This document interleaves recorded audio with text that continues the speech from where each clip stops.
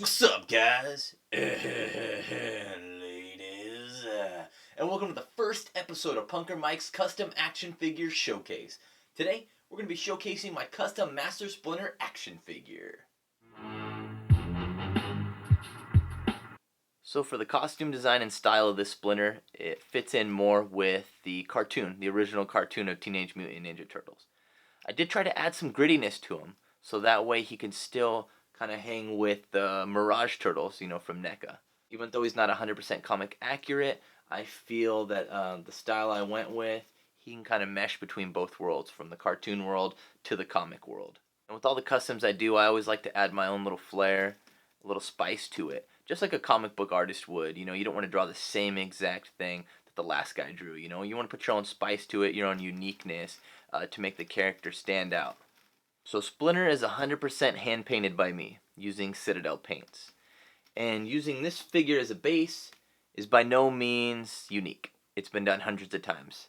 I first seen it done by Loose Collector, and I was really inspired to do that after I seen him do it. So I picked up the figure as soon as I found it for a good price. Now I wanted to do something a little different. This figure's articulation is horrible. He has an up and down swivel, and then a swivel at the elbow. So his arm moves up and down, and then a swivel at the elbow, and then, the feet swivels too. But upper body, you're really limited, and his elbows are always bent. So I wanted to put articulated arms on there. So we'll go through that when I go through the recipe. But I had to pretty much modify his whole shoulder cavity and arm sockets. So these pads right here, they're not removable. If you split the torso in two, you have one piece on this side, one piece on this side. So you have to literally Dremel or shave off this whole pad, and once you do, there's an open gap on top of the shoulder. So it's not like you can just heat and pop that off with some figures. No, you have to shave the whole thing, and you have to fill in the gap with sculpt. So I did a couple other modifications other than just removing his arms and replacing them with highly articulated arms. With the head, I got rid of the goatee. So we didn't want that goatee on there, so I had to shave that off. Also, Splinter always has his two front teeth out, so I sculpted those on there. And his whiskers on the side right here, they stuck out a little too far. Wasn't a fan of that, so what I did is shaved it down. But then I also had to sculpt the hair detail on there, so that way it just didn't look hair detail to flat. Because there's all this sculpted detail, once you shave it down, you lose that detail. So then I had to sculpt that back in there. And then also the design on the bottom of his gi. How that one's got some type of design on both sides. Right here, I filled it in with sculpt and shaved it down because I didn't want that design on there. I like it just looking smooth across. For the recipe, I did use this Splinter as a base. And then for his arms, I used two Street Fighter figures. For the arms, I used a Street Fighter sewed again. So I liked the way his arms looked, and they weren't too long.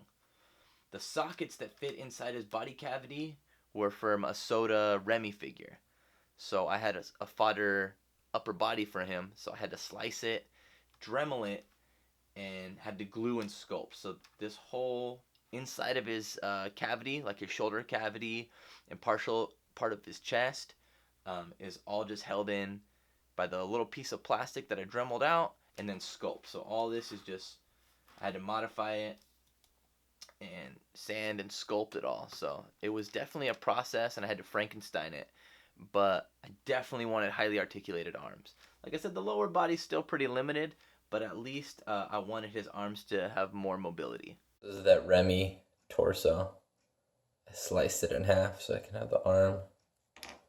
This is a little piece that I had to fit in that little slot. I just have to clean it up a little bit. Also look like, minus the little bit I took a chunk out right there. And this stupid thing fits in there like a plug.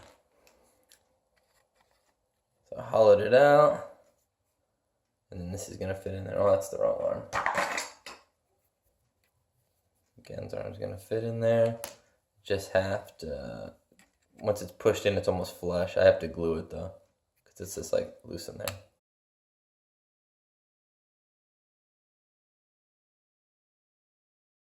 And his hands right here are from a Toy Biz Marvel Legends Werewolf by Night. So they actually fit perfect. I just had to Dremel down the peg a little bit, and they popped right in. I like the way they looked. Obviously, I had to repaint them a little bit to match the fur tone, but I liked the posability on them, and I liked the look on them. So for his feet wraps, they are from a wife beater tank top shirt, an old one that I had.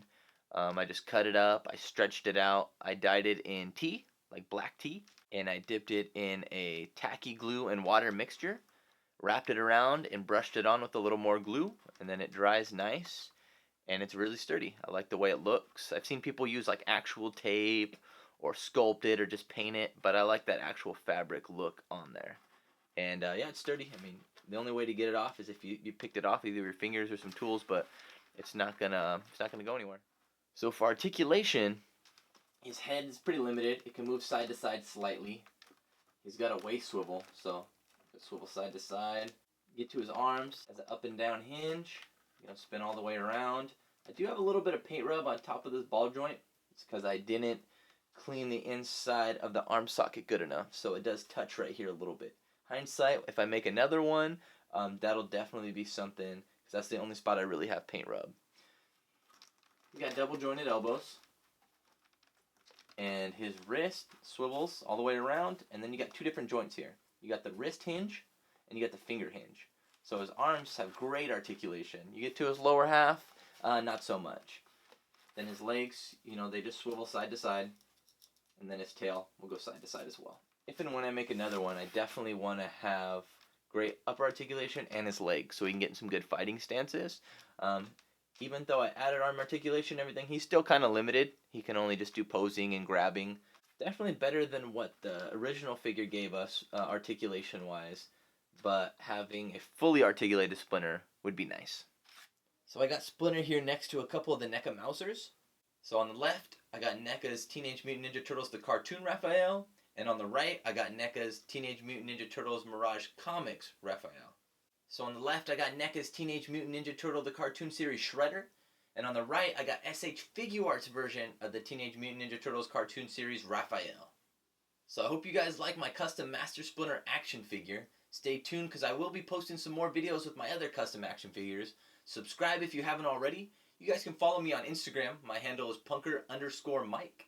Thanks for watching, guys, and we'll see you next time.